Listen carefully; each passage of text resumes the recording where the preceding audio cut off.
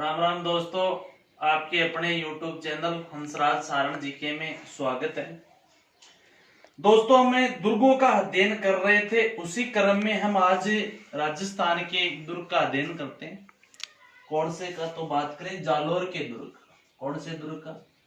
जालोर दुर्ग। जी दोस्तों, जालोर दुर्ग जिसे कहते हैं जाबालीपुर, जाबालीपुर जिसे कहा जाता है कनकाचल, कनकाचल जिसे कहा जाता है जालंधर दुर्ग,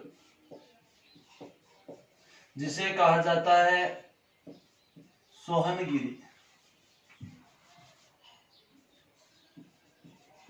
सोहनगिरी दुर्ग, इसे कहा जाता है सुवर्णगिरी। ये जालोर दुर्ग के उपनाम। कनकाचल तो जालोर दुर्ग जिस पहाड़ी पर स्थित है वह है कनकाचल। जालंधर की कहते हैं तपोभूमि या तपोस्थली था ये कनकाचल पर्वत जो था, इसलिए जालंधर दुर्ग कहते हैं। सोनगिरी भी कहते हैं, सुवर्णगिरी भी कहते हैं। कौन था इनसे जालोर दुर्ग का निर्माणकर्ता से पहले हम एक बात करें। आपने सुना होगा राजपूतों की उत्पत्ति से संबंधित अग्निकुंडी जो सिद्धांत दिया जाता है, किसने दिया था? चंद्रबरदाई ने। राजपूतों की उत्पत्ति से संबंधित चंद्रबरदाई है जो पृथ्वीराज रासो के रचनाकार है। उन्होंने सिद्धांत दिया था कि राजपूतों की उत्पत्ति जो अग्निकुंड से होती है, उस सिद्धांत के तहत 4 राजपूत जातियों का उदय हुआ था। कितनी का? 4 राजपूत, जिनमें सबसे पहले कौन है? प्रतिहार है। कौन है? प्रतिहार। उसके बाद में है परमार, उसके बाद में है चालुक्य और उसके बाद में है चौहान। सिद्धांत कौन देता है? चंद्रबरदाई देता है पृथ्वीराज रासो में। प्रतिहार, परमार, चालुक्य, चौहान, ये राजपूतों की 4 जो जातियां अग्निकुंड से उत्पन्न हुई बताई है। बस ये यदि ध्यान में है तो जालोर दुर्ग पूरा कंप्लीट याद है। इसी के आर पार घूम के पूरी जालोर दुर्ग की हिस्ट्री। यानी जालोर दुर्ग का निर्माण की बात करें, किसने करवाया था निर्माण? तो इतिहासकार का नाम आता है दशरथ शर्मा। जो दशरथ शर्मा थे वो दशरथ शर्मा जालोर दुर्ग का निर्माण करता मानते हैं। वो मानते हैं प्रतिहारों को, और प्रतिहारों में इन्होंने नाम बताया है सीधा नागभट्ट प्रथम को। किसको? नागभट्ट प्रथम को। नागभट्ट प्रथम प्रतिहार ने जालोर दुर्ग का निर्माण करवाया था, ये बात दशरथ शर्मा कहता है। हालांकि हम बात करें ओझा की तो गौरी शंकर हीराचंद जी ओझा हैं, वो बताते हैं कि जालोर दुर्ग का निर्माण किसने करवाया था? परमारों ने। सही है दोस्तों। इसी क्रम में जालोर दुर्ग पर अधिकार भी रहा। सबसे पहले प्रतिहारों का अधिकार रहा, उसके बाद में परमारों का अधिकार रहा, उसके बाद में चालुक्यों का, उसके बाद में चौहानों का, और चौहानों के अधिकार के बाद में जालोर दुर्ग पर अलाउद्दीन खिलजी का अधिकार रहा है। उसके बाद में हम बात करें तो मारवाड़ के राठौड़ों का अधिकार रहा जालोर दुर्ग पर। यही है जालोर दुर्ग की कहानी। प्रतिहार, परमार, चालुक्य, चौहान, अलाउद्दीन खिलजी और राठौड़। प्राचीन नाम वगैरह ये तो बेसिक सी बात है। जो जाबालीपुर है, कनकाचल है, जालंधर दुर्ग है, सोनगिरी, सुवर्णगिरी ये नॉर्मल है। निर्माण दशरथ शर्मा के अनुसार प्रतिहारों ने करवाया था, जिसमें नागभट्ट का नाम आता है। नागभट्ट प्रथम है प्रतिहार, हालांकि प्रतिहार जो गुर्जर प्रतिहार वही है। ओझा के अनुसार परमारों ने निर्माण करवाया था। बात करें हम जालोर के इतिहास की तो सबसे पहले हम बात करें जालोर में प्रतिहारों ने क्या करवाया, उनको देखना है। उसके बाद में परमारों ने क्या करवाया, चालुक्यों के समय क्या घटना हुई, चौहानों के समय क्या हुई, अलाउद्दीन खिलजी के समय क्या घटित होता, राठौड़ों के समय क्या घटित होता, यही देखना। सबसे पहले बात करें प्रतिहार। प्रतिहार कौन? गुर्जर प्रतिहार। प्रतिहार का वैसे मूल जो पुरुष, आदि पुरुष हरिश्चंद्र ब्राह्मण को माना जाता है, संस्थापक रज्जिल को। हालांकि प्रतिहारों में नाम आता है नागभट्ट प्रथम का। नागभट्ट प्रथम को निर्माणकर्ता भी माना जाता है। यह भी माना जाता है कि नागभट्ट प्रथम ने अपनी राजधानी जालोर को बनाया था, भीनमाल जालोर को। भीनमाल जालोर को अपनी राजधानी बनाया था गुर्जर प्रतिहार वंश के शासक नागभट्ट प्रथम ने। नागभट्ट प्रथम वह गुर्जर प्रत्यार वंश का शासक है जो सर्वाधिक राजधानियां परिवर्तित करता है प्रत्यार काल में। सर्वश्रेष्ठ राजवंश है प्रत्यार वंश शुरुआत का। एक इतिहासकार का नाम आता आरसी मजूमदार, रमेश चंद्र मजूमदार। रमेश चंद्र मजूमदार कहता है कि 6वीं से लेकर 12वीं सदी के मध्य भारत में प्रतिहारों का शासन कहां था? गुजरात क्षेत्र में, जो एक क्षेत्र है ना, यहां पर शासन था कि प्रतिहारों ने द्वारपाल का काम किया है। 6वीं से 12वीं सदी के समय ये भारत में गुर्जर प्रतिहारों ने द्वारपाल का काम किया है, जो अरबों को भारत में बढ़ने से रोका था। ये बात कौन कहता? आरसी मजूमदार, रमेश चंद्र मजूमदार कहता है गुर्जर प्रतिहारों के लिए। तो प्रतिहार शुरुआत की जो शाखा राजपूतों की शक्तिशाली शाखा थी। नागभट्ट प्रथम ने भीनमाल जालोर को राजधानी बनाया था, परंतु प्रतिहार शासक का नाम आता है वत्सराज। क्या नाम आता है? वत्सराज। वत्सराज वही प्रतिहार शासक है। आपने सुना होगा कन्नौज का त्रिपक्षीय संघर्ष। कौन सा? कन्नौज का त्रिपक्षीय संघर्ष, जिसमें 3 वंश भाग लेते हैं। पाल होते हैं एक तरफ बंगाल के, प्रतिहार एक दक्षिण के, जो ये राष्ट्रकूट, इनके बीच कन्नौज को लेकर। तो वत्सराज वही है जो कन्नौज के लिए त्रिपक्षीय संघर्ष शुरू करता है।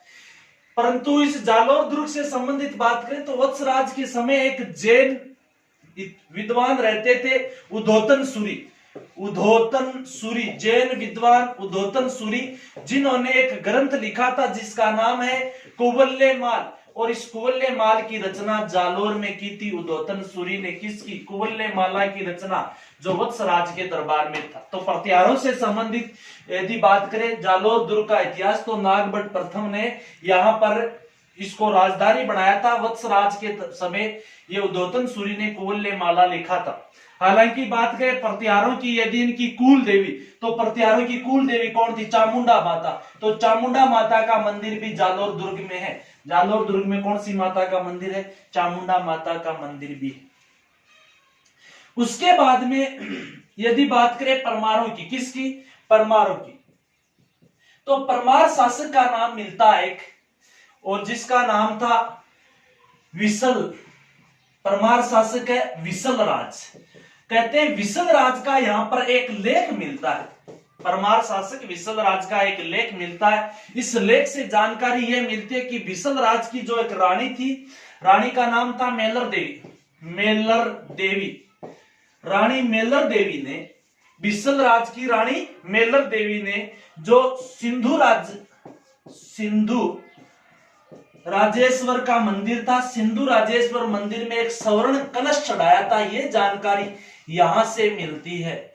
दोबारा बोल दूं कि परमार वंश के बारे में बात करें तो परमार शासक है विसल राज। विसल राज का यहां से एक लेख मिलता है, जिस लेख में यह उल्लेख मिलता है कि विसल राज की रानी मेलर देवी ने सिंधु राजेश्वर मंदिर पे एक स्वर्ण कलश चढ़ाया था। ये जानकारी मिलती इस दौरान परमारों की।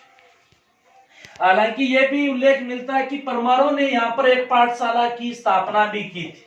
एक पाठशाला की भी स्थापना की थी परमारों ने, जो पाठशाला आगे चलकर कालांतर में एक तोपखाने के रूप में परिवर्तित होती है। परंतु जब अलाउद्दीन खिलजी का यहाँ पर अधिकार होता है, तो अलाउद्दीन खिलजी ने इसको मस्जिद में बदल दिया, और जिसे कहा गया था तोप मस्जिद या खिलजी मस्जिद।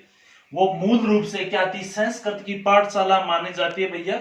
वो परमारों के काल की, किस काल की? और परमार राजा भोज को इसका श्रेय दिया जाता है कि इसने स्थापना किसने की थी? भोज ने की थी।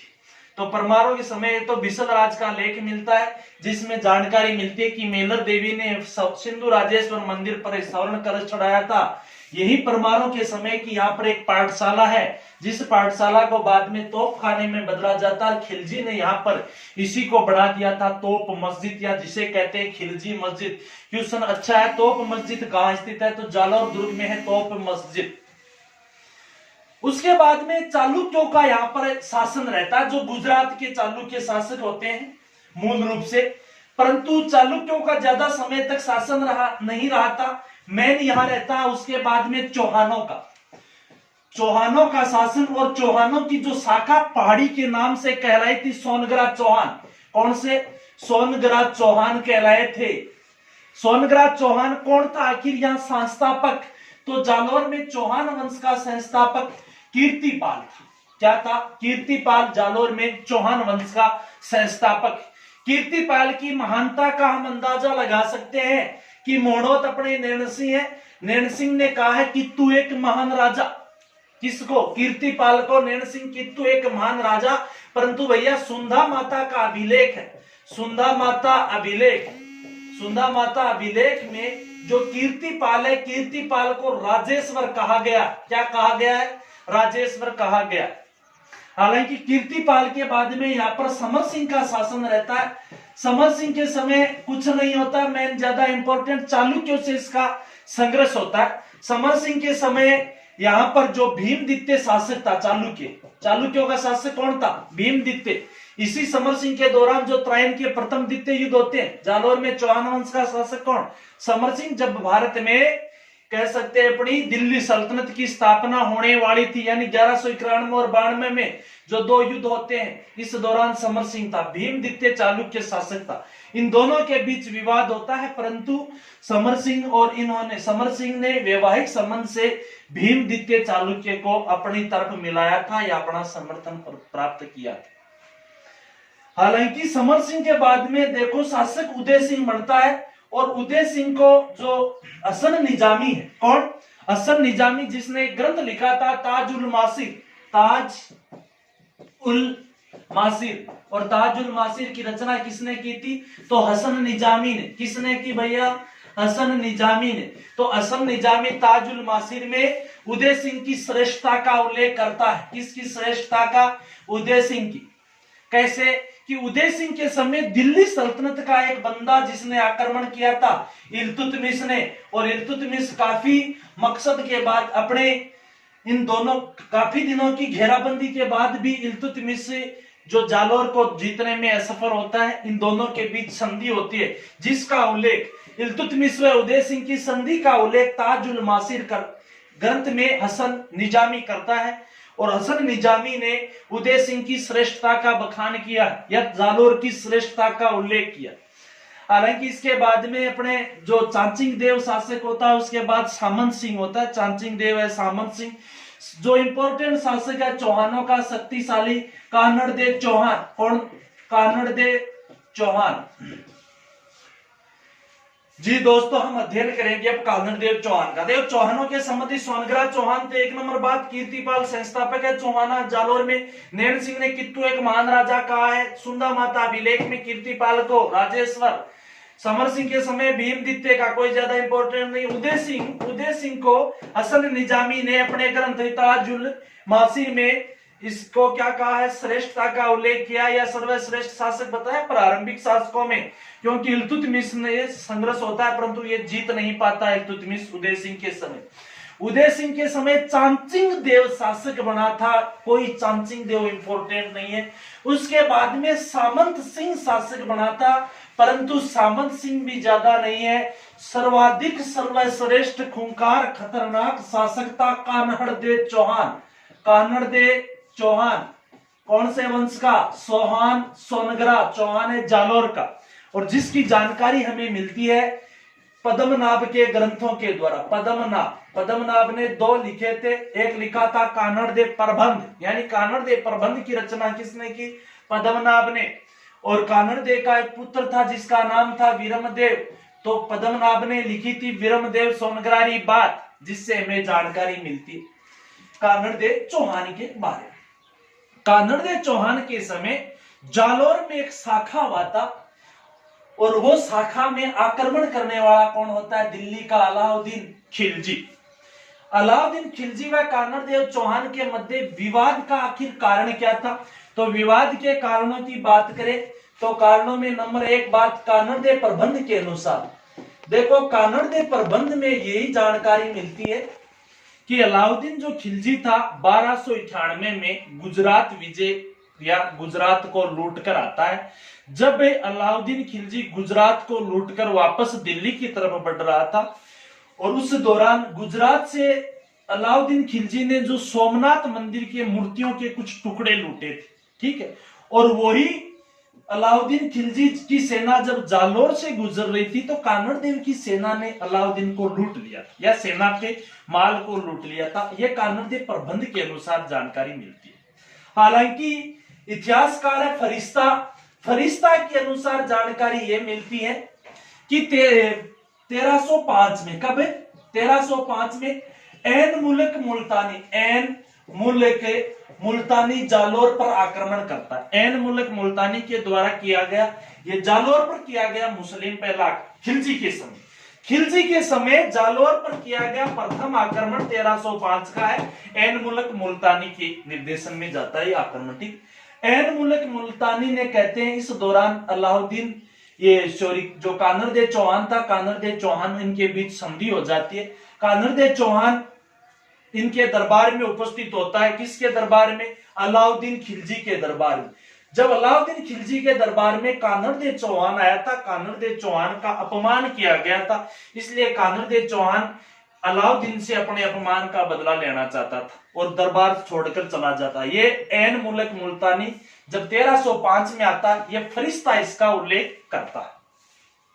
हालांकि जो अपने राजस्थान के साहित्यकार हैं या जो वो मानते हैं, जो इतिहासकार है वो यही मानते हैं कि कानर देव चौहान का पुत्र था वीरमदेव और इधर अलाउद्दीन खिलजी की पुत्री थी फिरोजा। कौन थी? फिरोजा। उनके बीच के प्रेम संबंध को इन दोनों के बीच की लड़ाई का कारण माना जाता। जो भी कारण है, कानर देव चौहान के समय अलाउद्दीन खिलजी ने आक्रमण किया था। कहां पर? जालोर पर।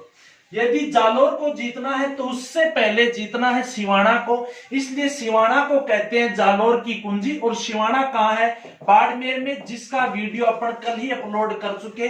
सिवाना दुर्ग का पूरा इतिहास देख लेना वहां पर। तो अलाउद्दीन खिलजी आक्रमण कर, देखो भैया आक्रमण करवाता कब है? 1308। कमालुद्दीन गुर्ग को भेजा जाता है, कमालुद्दीन गुर्ग को आक्रमण करने के लिए भेजा जाता है। यह बंदा पहले सिवाना को जीतता है। देखो सिवाना को कब जीता? फरिश्ता 1310 ही मानता है, हालांकि ज्यादातर इतिहासकार 1308 मानते हैं। जो फारसी इतिहासकार है फरिश्ता, वो 1310 मानता है कि इसने सिवाना को 1310 में जीता था। जो सिवाना की बातें हम कल कर चुके हैं। बाड़मेर का दुर्ग है, सातलदेव, सोम व उसकी पत्नी मैणा देव, भावला वहां विश्वासघाती, मामा देव का कुंड वगैरह सिवाना में जहर मिला देना, वो देख लेना। उसके बाद में आगे बढ़ता है, 1311 में घेर लेता है कानर देव चौहान के जालोर को। किसको? जालोर को। और जालोर के कहते हैं गुप्त रास्तों का पता लगाया जाता है कि विश्वासघाती यहां भी होता है। वो कानर देव चौहान का विश्वासघाती कौन था? तो बिक्का दहिया। कौन था? बिक्का दहिया। हालांकि यह भी जानकारी मिलती है कि जो जालोर दुर्ग था, इस जालोर दुर्ग के कमजोर भाग को जानने के लिए यहां पर राई के भाव बढ़ाए गए थे और राई जो बखेरी गई थी, क्योंकि राई उगने में जल्दी है तो जल्दी उग जाती, पता चल जाता। यदि कमजोर भाग होगा तो राई जल्दी उगेगी, पथरीले भाग पर नहीं। इसलिए जानकारी यह मिलती है कि राय के भाव जो बढ़ाए जाते हैं वो कानर देव चौहान के जालोर दुर्ग के अलाउद्दीन खिलजी के समय का घटनाक्रम है, जो राय के भाव वाला सौदा, यही माना जाता है।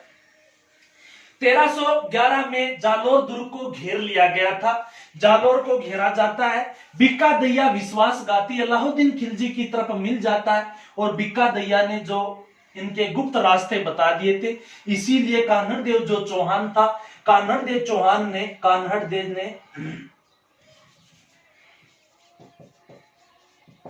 चौहान ने केसरिया धारण किया था और कान्हड़ देव का स्वयं का पुत्र होता है वीरमदेव चौहान। ये दोनों केसरिया धारण करते हैं। इनकी पत्नी थी जिनका नाम था जैतल देव और जैतल देव ने जोहर किया था। क्या किया था? जोहर। इस प्रकार से कान्हड़ देव चौहान के समय जालोर दुर्ग का ये 1311 में शाखा होता है। 1311-12 में माना जाता है ये शाखा। अलाउद्दीन खिलजी आक्रमणकारी था। इस दौरान कहते हैं कान्हड़ देव चौहान ने, क्योंकि इनकी कुल देवी कौन थी? सोनग्रा माता। कौन सी माता? सोनग्रा चौहानों की शौरी आशापुरा माता। सोनग्रा चौहानों की कुल देवी कौन थी? तो कुल देवी थी आशापुरा माता। कहते आशापुरा मंदिर के सामने कटार घोंपकर अपनी आत्महत्या कर ली थी, यह उल्लेख मिलता है। क्यों? आशापुरा माता सोनग्रा चौहानों की कुल देवी थी, आशापुरा माता। हालांकि उससे पहले हमने गुर्जर प्रतिहारों की कुल देवी जो चामुंडा माता, उसका मंदिर भी यही है, जालोर दुर्ग। अधिकार किसका हो गया? अलाउद्दीन खिलजी का। अलाउद्दीन खिलजी के अधिकार होने के बाद में क्या इसमें परिवर्तन किया गया? अलाउद्दीन खिलजी ने जालोर का नाम रख दिया, क्या नाम? जालोर का नाम जलालाबाद। क्या रख दिया? जालोर का नाम रख देता है जलालाबाद। हालांकि सिवाना का हमने कल पढ़ा था खेराबाद रख। उसके बाद में यहाँ पर अलाउद्दीन की पुत्री कौन थी जो विरमदेव से प्रेम वगैरह उल्लेख मिलता है? उसका नाम था फिरोजा। तो कहते हैं फिरोजा का मकबरा यही स्थित है। कौन सा? फिरोजा का मकबरा। एक जो पाठशाला थी किसके समय बनी थी? जो परमारों के समय बाद में तोप खाने शस्त्र वगैरह रखने के काम लिए जाते, और वही उसको इस अलाउद्दीन ने क्या बदल दिया मस्जिद में, जिसे खिलजी मस्जिद या उसको क्या कहा जाता है? तोप मस्जिद। तो अलाउद्दीन ने ये परिवर्तन किए थे इस जालोर दुर्ग।